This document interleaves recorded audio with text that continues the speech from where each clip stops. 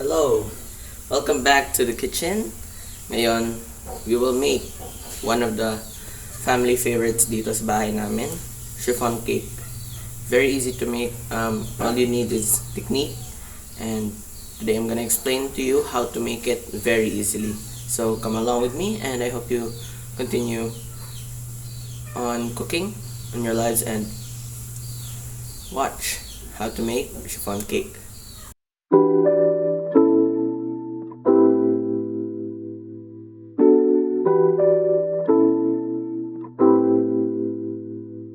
So, first off, kailangan natin is our egg yolks, separated from the egg whites. So, adjust muna natin. Those are 7 egg yolks, separated. If you're wondering where the egg whites are, already hooked up sa mixer natin, which we will explain how to do the egg whites later. Ngayon, focus muna tayo sa ating egg yolks.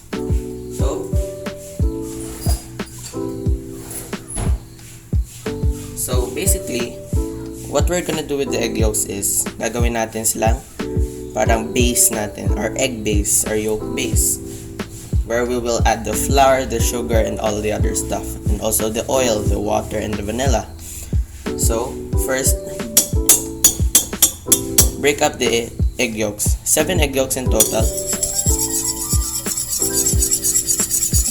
First, mix it up muna so that hindi maging lumpy yung sugar niyo. What tends to happen is if you mix your egg yolks whole and your sugar whole, your sugar will get lumpy kasi your egg yolks do not have this consistency na loose na siya. So, next ingredient we will add is our sugar. 60 grams of sugar. Add it here. And just mix na until smooth na and wala na dissolve na yung sugar. Just mix until the sugar is dissolved.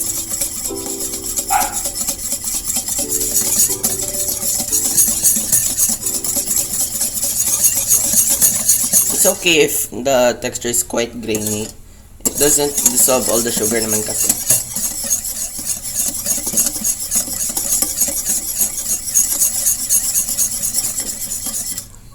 Now, it's kind of broken up already, our egg yolks and our sugar, so it kind of dissolved na.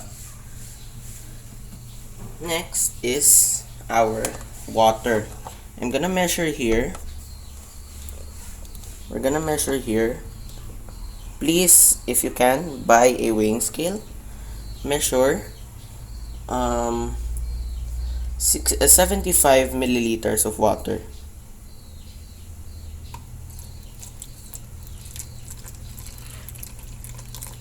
Or 70 lang. Depends on it. So, that's 71. It's okay na. We'll add that to our sugar.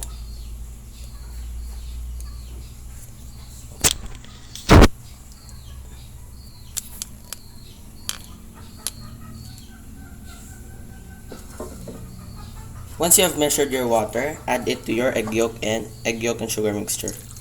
Just to loosen up the egg yolk.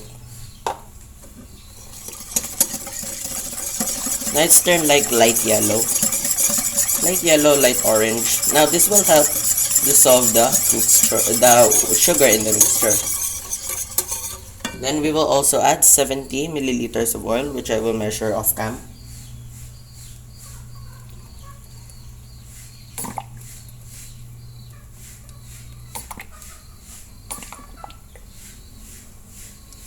This is about 75 milliliters of oil, any oil you want.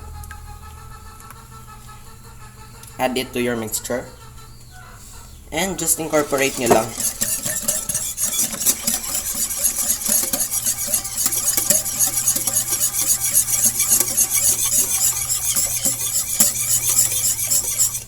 And for our flavoring and also para sa aroma, we will add McCormick vanilla extract, vanilla flavor. We'll add a few teaspoons. I'll just estimate here kasi This is very strong. A very strong vanilla extract. So just adding a little bit just for the, see, it already colors the mixture.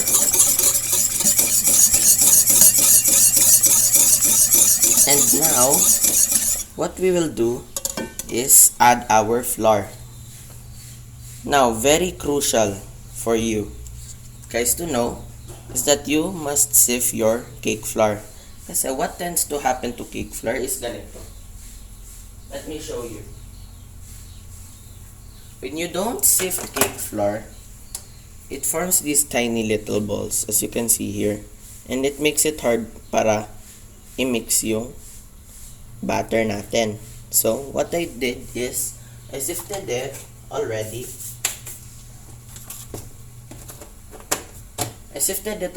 Also, meron na this is 125 grams of flour. And I already added 10 grams of baking powder. So, all we need to do is add it to our mixture. And just mix it slowly. Notice, as soon as you add the flour, it will start to thicken.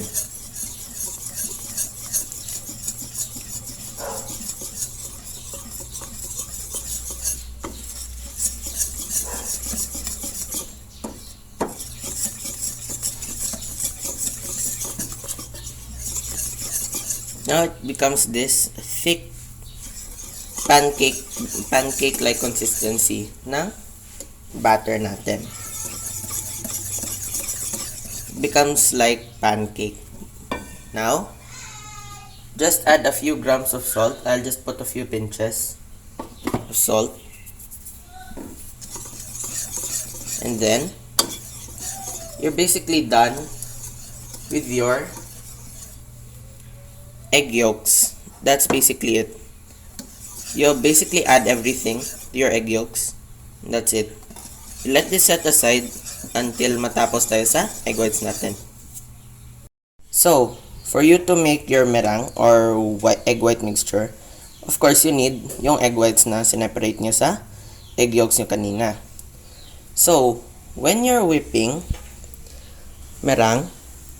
your meringue, don't add your sugar first. Make sure to make it into a foamy state muna before turning it into your meringue. So, first, let's whip it for a few seconds na walang sugar.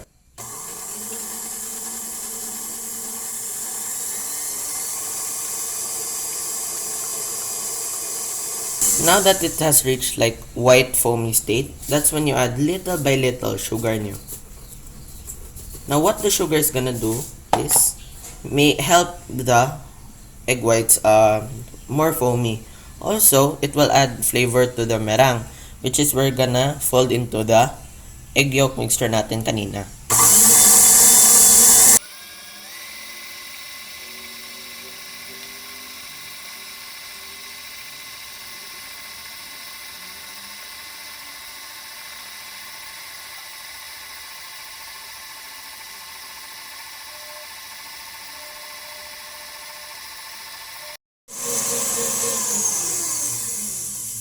After mixing for about a few minutes on high speed, here is our meringue.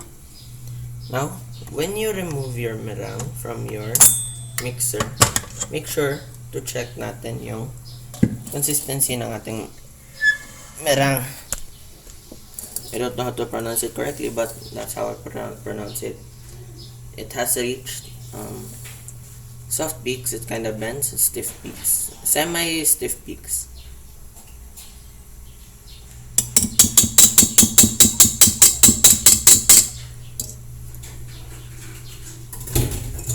After ng meringue, we will move on to the folding, which is yung pag-fold natin ng egg white natin to our egg yolk mixture. So guys, we're at the final step ng chiffon cake recipe natin. Now, first of all, when you're folding, make sure not to break the air na ginawa niyo sa egg whites niyo. And here's how we fold yung egg whites into our egg yolks. Now, give your egg yolk mixture ay mix muna. Then, we will take about 1/3 ng ating egg whites into our egg yolks.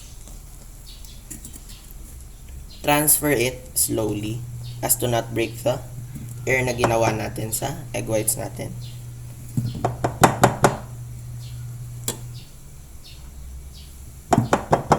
Now, first, hindi muna natin ifo-fold using our spatula. We will fold it using we will first mix our egg yolk mixture into this, mix our meringue into our egg yolks. What this will do is aerate our egg yolk mixture a little bit, meaning we will add air to our egg yolk mixture muna. So slowly mix it, don't break too much of the air. So slowly mix.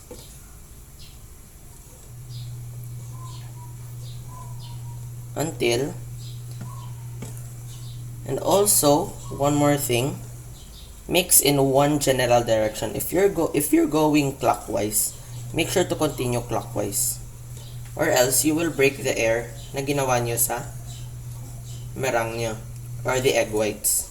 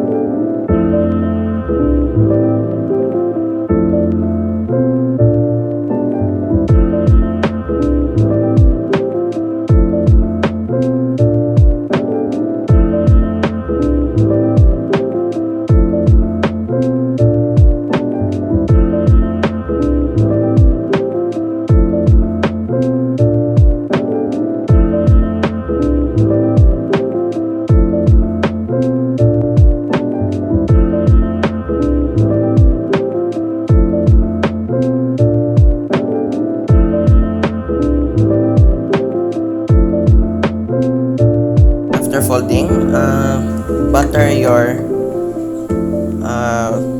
cake pan, chiffon cake pan with butter or margarine. I use margarine here, and we will transfer this here. Now slowly transfer para hindi ma-destroy yung air natin ginawa sa cake natin.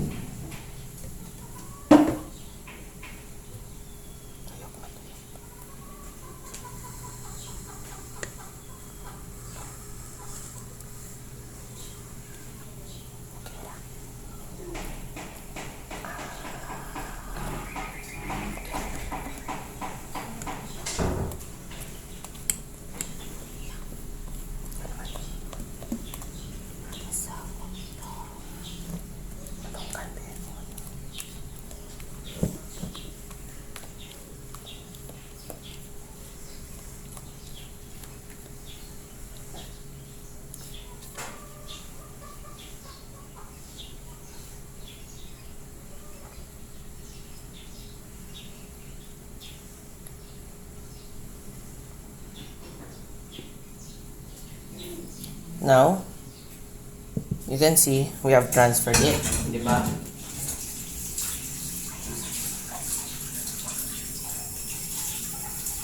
Now we have transferred it to our cake pan. Now, to even out, you see the surface, hindi siya even. So I use a chopstick to even it out. The main rule is to always move in one general direction Don't move in many directions at once. Make sure to even out the surface. And once nakita nyo na even na siya, it is ready. It is now ready for our oven.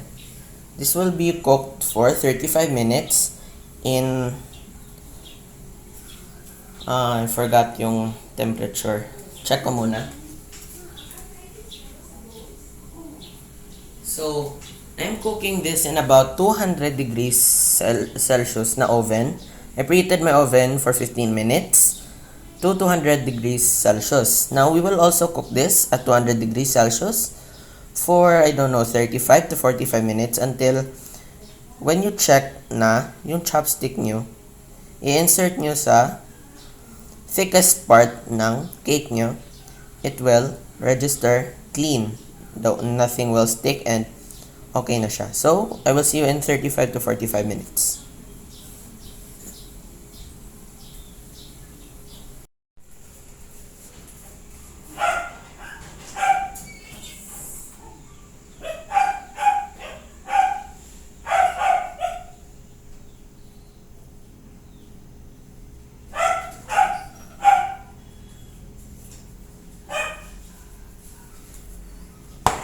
After 35 minutes, it's finally done. Look at that beautiful, beautiful even crust. That's where I poked my chopstick to check if the cake is cooked.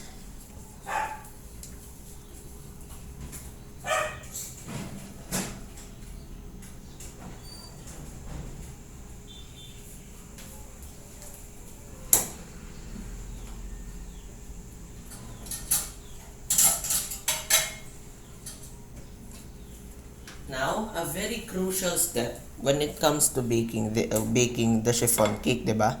For you to keep this crust, as you can see, after cooling a little bit, yung surface niya, it kind of wrinkles. So, if you want to save that very beautiful crust, use a plate and just flip the cake into the plate. Since the cake is so light, you can basically do that.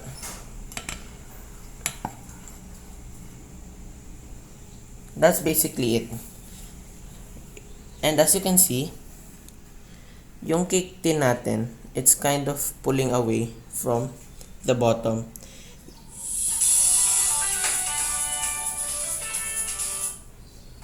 It's pulling away from the bottom, meaning yung cake is actually separating from the tin. After a few minutes of cooling, this will be ready to eat, and tikman natin mamaya if masarap ba siya. Of course, sarap naman. Tamis yan eh. And we will pull this away from the tin, and we will see the finished product of our chiffon cake. So, see you in about 15 minutes after this cools down.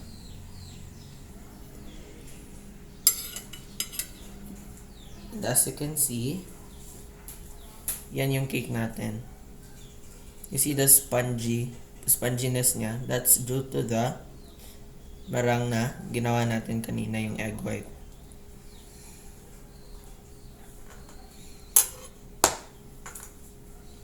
There you go. Easy chiffon cake. Tikman natin. Wait lang.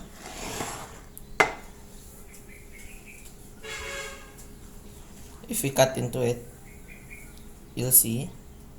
Very soft.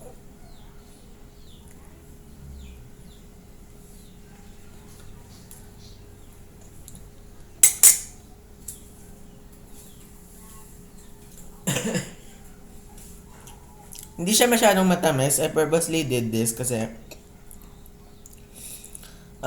I choose to not make all my recipes too sweet kasi yung mama ko kumakain ng cake minsan, and I don't want it to be too sweet kasi ayaw niya ng medyo matamis. So this is perfect, but if you want it more sweeter, you can adjust the sugar.